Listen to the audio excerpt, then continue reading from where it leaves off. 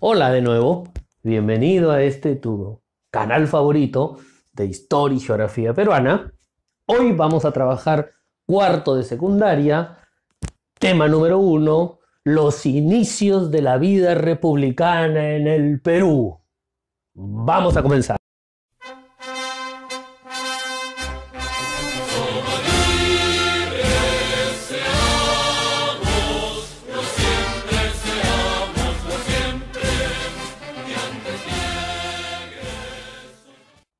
Profesor, ¿y qué es la república? Bueno, la república es una forma de gobierno en la que el Estado está representado por un presidente o presidenta, elegido en elecciones democráticas o a través de alguna asamblea.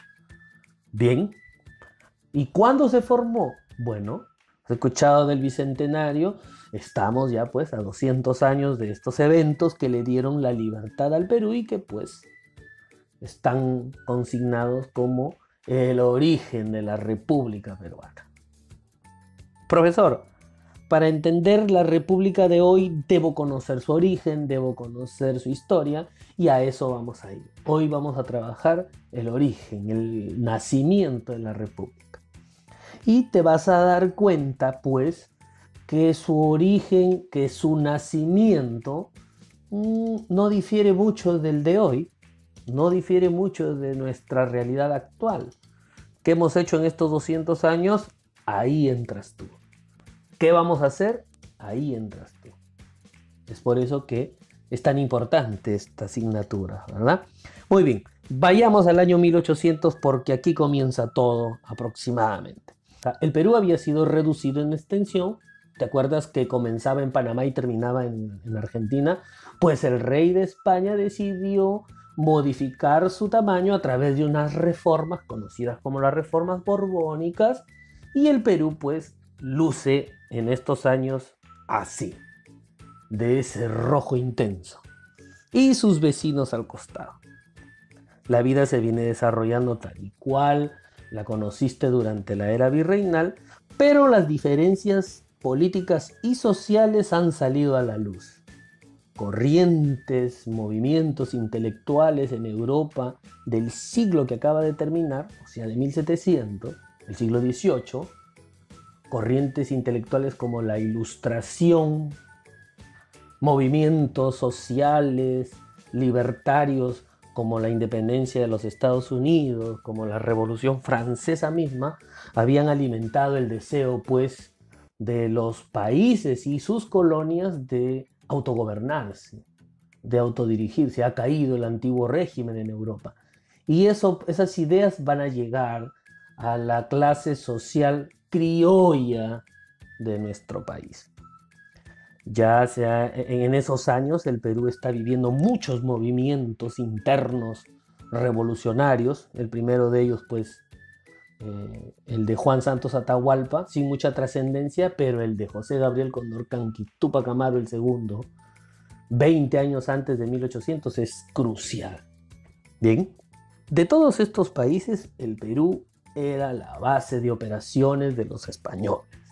Y Lima, ¿te acuerdas de la capital, de la joya de América, la sede de los españoles? Seguía siéndolo. Entonces, en el Perú, los movimientos revolucionarios fueron sofocados todos, en su gran mayoría. Trascendieron, pero fueron sofocados en su gran mayoría. Lo que no ocurrió, por ejemplo, en las partes más alejadas de Lima y el Perú, como la Capitanía General de Venezuela y el Virreinato del Río de la Plata. Caracas y Buenos Aires están muy alejadas de la capital española, Lima. Es justamente en estos dos lugares donde van a surgir los movimientos libertarios de mayor importancia y presencia de la época. Estos dos personajes que ves aquí, pues, serán los líderes, los caudillos, los héroes de esas corrientes libertarias, respectivamente en sus tierras. Ahí tienes a don José de San Martín a la izquierda, ya viste su chalina, argentino, y el de la derecha, pues, el libertador Simón Bolívar, venezolano. Los dos habían nacido, se habían empapado en Europa de las ideas libertarias y habían llegado a sus tierras a ofrecer y a concretar esa libertad. Pero los dos habían llegado a una conclusión. No van a poder asegurar la independencia de sus países si no se elimina completamente la amenaza española de Sudamérica. Y para acabar con el monstruo español había que clavar una estaca en su corazón, y eso era pues llegar al Perú, pisar Lima y deshacerse de los españoles allí mismo. Y entonces pues la independencia de Sudamérica y por ende de sus países estaría segura. Y es así como el primero en arribar al Perú es don José de San Martín. Tienes que entender, alumno, que estoy suprimiendo un montón de sucesos y hechos porque estos son temas de tercero. Quiero llegar al punto de la República, que es lo que nos interesa. Simplemente estás recordando. Ya aquí tú sabes que el primero en llegar fue San Martín, llegó en 1820 e inicia pues el movimiento libertario con su famosa corriente libertadora del sur. Llega muy diplomático el libertador y pues el 28 de julio, después de fracasadas conferencias con los dos últimos virreyes, terminan estos retirándose de Lima, no del Perú, dirigiéndose a la Sierra Central, y San Martín, aprovechando esa ausencia, pues decide proclamar la independencia, y ahí, tras la proclamación de la independencia, surge la cuestión. El Perú va a dejar de ser virreinato, ya dio el primer paso. ¿Qué va a hacer después? Y surge la disyuntiva, la interrogante. San Martín, cuando llega al Perú o cuando llega al Río de la Plata, trae consigo un pensamiento: libertar a las naciones y entregárselas a un rey europeo. Es difícil de entender, ¿no? Bueno, te explico brevemente. San Martín había concluido que los países en América a los que libertaría no estaban aptos todavía para gobernarse por ellos mismos. La clase política gubernamental todavía estaba formándose. Y San Martín pues tuvo un pensamiento, tuvo una ideología: libertar estos países y entregarlos al dominio de un rey europeo, pero no como el sistema virreinal, donde el rey vivía en Europa y nosotros aquí desde la colonia éramos explotados para satisfacer las necesidades económicas de ellos. No, la idea era traer al rey a estas tierras para que aquí se forme una monarquía. Como la de España, no, la de España era una monarquía absolutista. San Martín quería para estas tierras una monarquía constitucional, es decir, un rey limitado en sus poderes bajo pues un órgano legislativo como un congreso. De esa manera el rey iba a gobernar sin cometer excesos, abusos y atropellos que habían cometido los reyes absolutistas. Una parte de los criollos, porque créeme que San Martín encontró seguidores aquí en el Perú, pero la otra contraparte era no, el establecimiento de una república. Aquí surge la idea de la república. Aunque la república ya se había venido cocinando por estas ideologías, como te conté, que viajaban de Europa a América, y la república pues estaba en la mente de los criollos. Y aquí se origina el famoso primer debate, ¿no?, doctrinario: república o monarquía constitucional. San Martín está aquí, se queda un año completo tras la proclamación de la independencia, aproximadamente un año, el famoso protectorado, y es ahí donde él va a establecer los primeros principios para formar la república. San Martín sabe que el trabajo no está terminado, no está completo. Recuerda, los españoles ya están en la sierra, han mandado a traer a todo el ejército realista disperso en América del Sur, que se fue a sofocar las distintas rebeliones, y están listos para la última pelea, la famosa Guerra de la Independencia. San Martín cree que ha llegado el momento de unir fuerzas con el libertador de la corriente del norte y decide ir a verlo, y en Guayaquil se da esta famosa entrevista que no llega a ningún acuerdo. Los dos libertadores pues tenían pensamientos bastante diferentes, abismales diría yo. San Martín quería una monarquía constitucional y Bolívar quería una federación donde él pueda gobernar y dirigir. Entonces los proyectos eran bastante distintos y ambos tomaron distintas posturas. San Martín regresa, problemas personales, problemas políticos, pues ya sus ideas monarquistas fueron mal observadas por una gran mayoría aquí en el Perú que no entendía. Y pues San Martín termina yéndose, pero antes de irse, en 1822, forma el Congreso de la República y le encomienda varias tareas, 3 puntos cruciales. Escoger una forma de gobierno, él estaba dejando la idea de la monarquía y algunos seguidores aquí, o república, elaborar una constitución para cualquiera de ambos casos, y la tercera causa, pero diría yo la más importante, acabar con los españoles. Los españoles todavía estaban en la sierra. Tarea que fracasó en ese intento, ¿eh? Quisimos hacerlo y la idea pues fracasó. Los españoles nos derrotaron y prácticamente nos vimos sumergidos en la imperiosa necesidad de llamar a Bolívar. Bolívar había ofrecido sus servicios, pero a cambio de la libertad tendríamos que someternos a la famosa federación que él quería formar. Y es así como tuvimos que escoger o Bolívar o los españoles.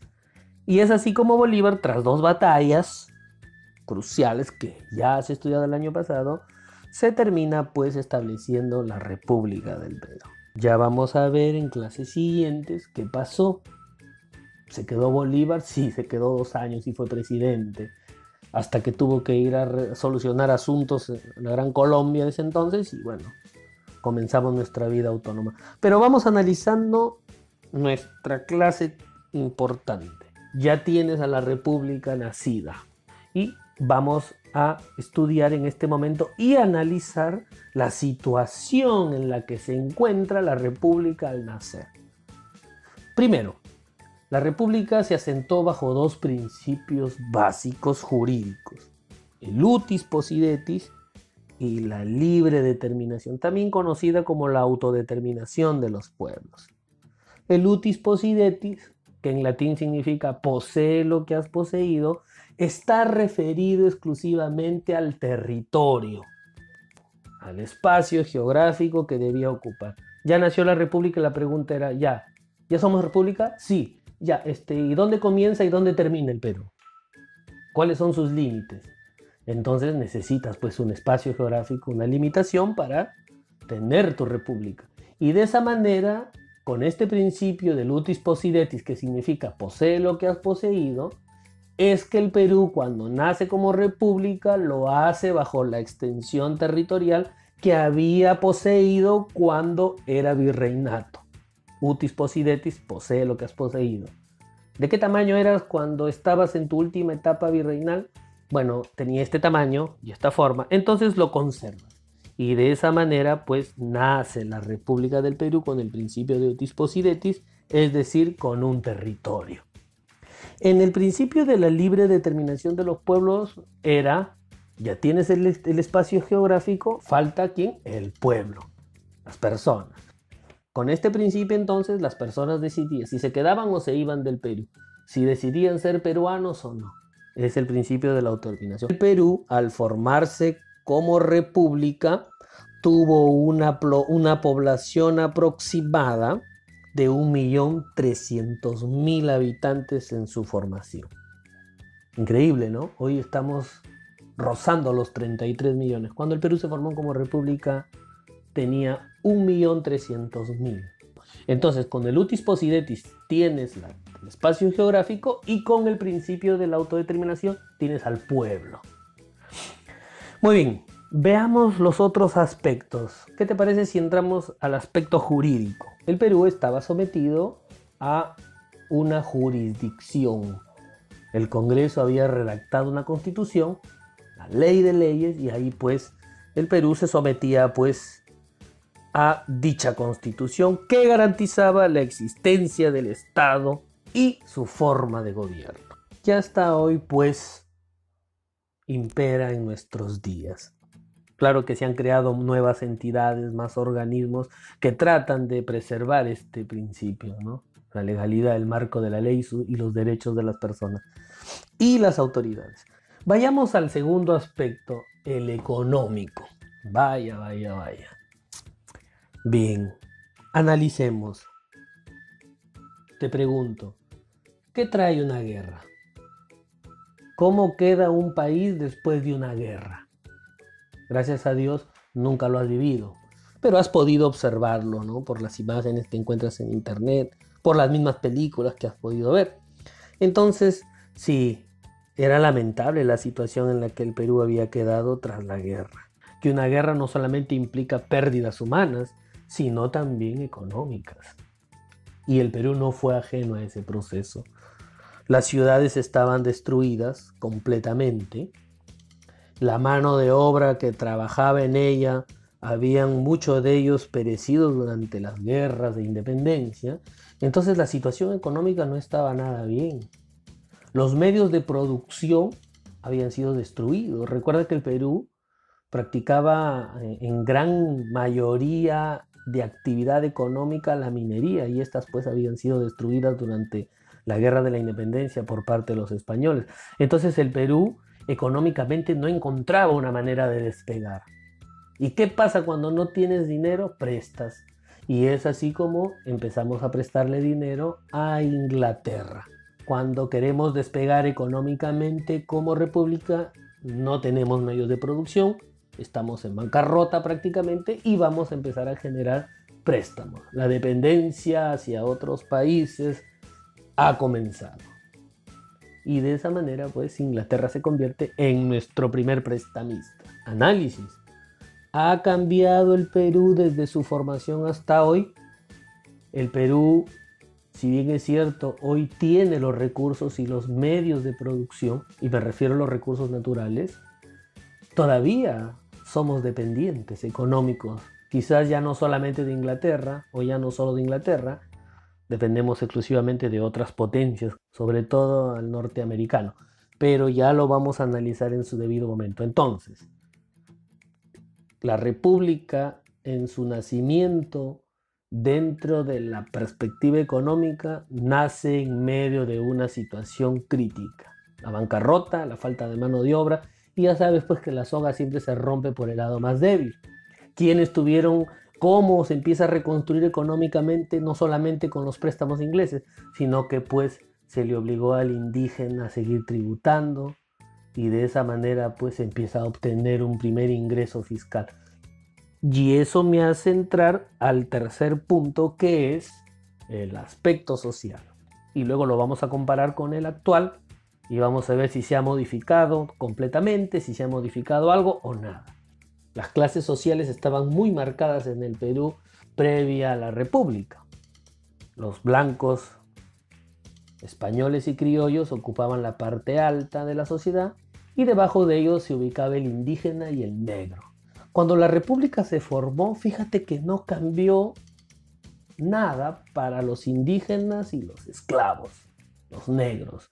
Las situaciones en las que vivían durante la época virreinal, con el nacimiento de la República, continuó. Si bien es cierto, San Martín había suprimido la tributación, pero ahora la nueva república los obligaba a tributar para obtener primeros ingresos fiscales.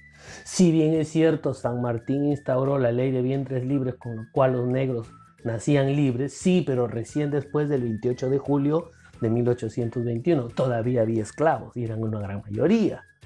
Entonces, la república llegó para solo, la república y la libertad llegó solo para ciertos sectores sociales. Las clases altas, en este caso, las clases altas gozaron de los privilegios ya de no pertenecer al sistema español. Y serán ellos los que tomen el poder de la dirección de la nueva república.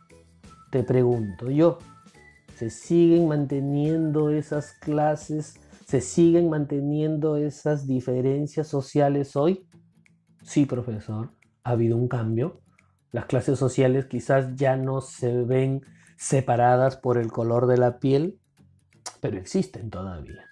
Y es más, tenemos una sociedad bastante discriminatoria. Y si bien es cierto, pues, la igualdad hoy se promueve con mayor fuerza, existe todavía por parte de algunos de nosotros en el acto de la discriminación, que se lucha por erradicar. Es hora de entrar entonces al último de los aspectos, el aspecto político.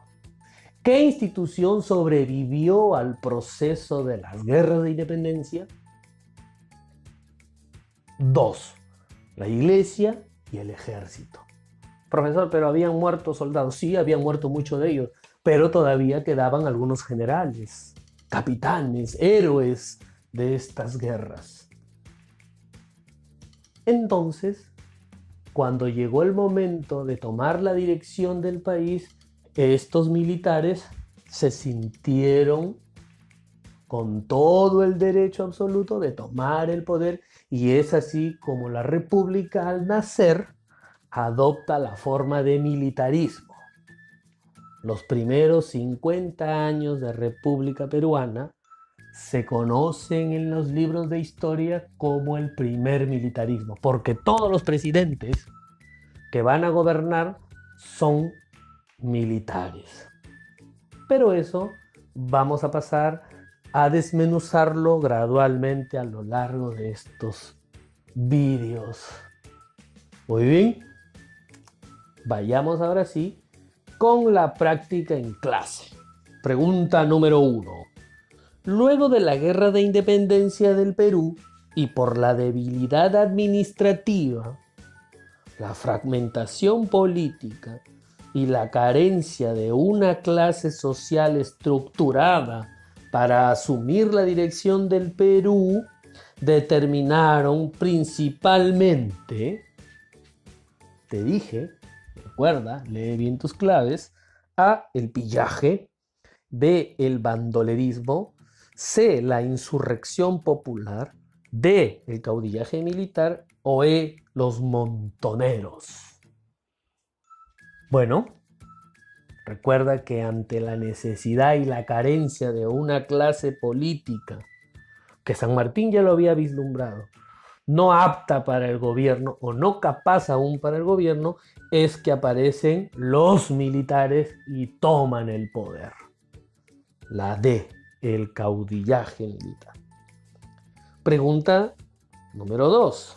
Los territorios coloniales del virreinato del Perú se convirtieron en territorios de la República del Perú, principalmente mediante el principio jurídico de, ¿qué te está diciendo?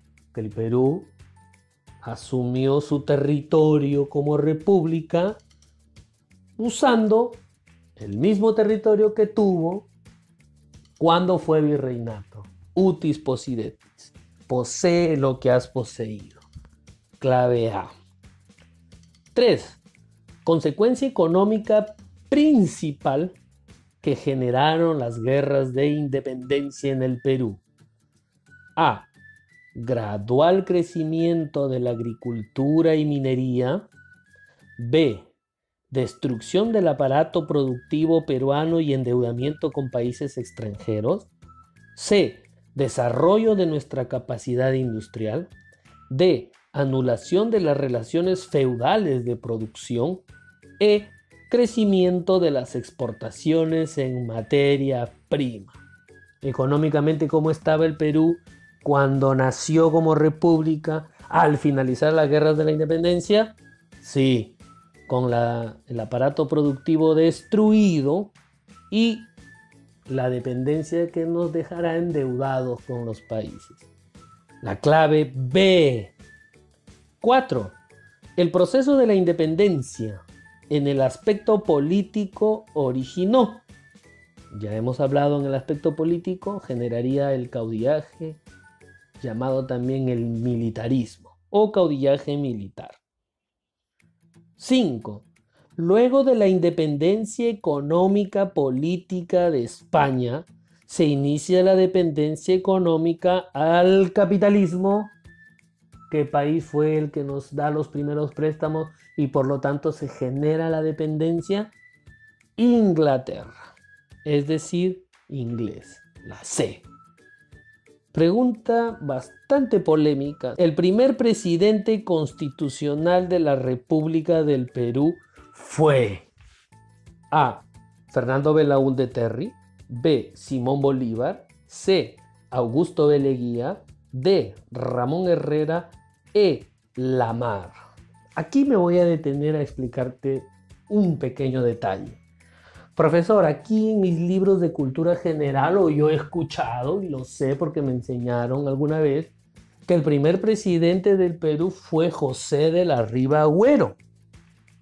Y aquí no está en las claves. ¿Correcto? Muy bien. ¿Qué ha pasado, profesor?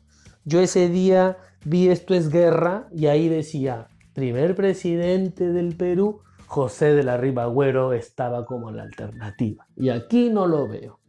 Bien, es muy popular esto de decir que el primer presidente de la República fue José de la Riva Agüero, pero aquí hay una ligera observación.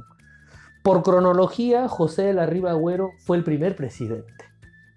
¿Y por qué te cuento las circunstancias que giraron alrededor de ese gobierno inconstitucional? Resulta que a José de la Riva Agüero no le eligió nadie y para ser presidente tiene que haber elecciones o delegarte el poder a una asamblea o en este caso un congreso, pues, ¿no? Entonces, José de la Riva Agüero aparece tras la salida de San Martín y antes de la llegada de Bolívar. El Perú quiso independizarse por sus propios medios y lo intentó, pero fracasó en un primer enfrentamiento con los españoles. En ese contexto y a forma de reclamo, José de la Riva Agüero se levanta en armas y produce el primer golpe de Estado, conocido pues como el Motín de Balconcillo, y se autoproclama presidente de una forma inconstitucional. Cuando Simón Bolívar llegó y le dio la independencia al Perú y se quedó 2 años como presidente de nuestro país, tema que lo vamos a conversar el otro video detenidamente, se tiene que ir en 1826 y el Congreso coloca al primer presidente constitucional, es decir, delegado legalmente, y ese es José de Lamar. Profesor, ¿qué dice usted? Bueno, la mayoría de los profesores de historia, que leemos a los historiadores y sus libros, desde la óptica histórica, el primer presidente es Lamar, por un tema constitucional y no tanto popular. Muy bien, pasemos a la práctica domiciliaria. Dibuja el mapa del Perú de 1825 y el mapa del Perú actual y señala los territorios que se han perdido a lo largo de estos 200 años de república. ¿Crees que el Perú no debió sufrir tantas pérdidas territoriales durante la república? Me respondes por qué. Obviamente quiero que lo dibujes y emplees colores. ¿Qué tengo que hacer, profesor? No lo entendí muy bien.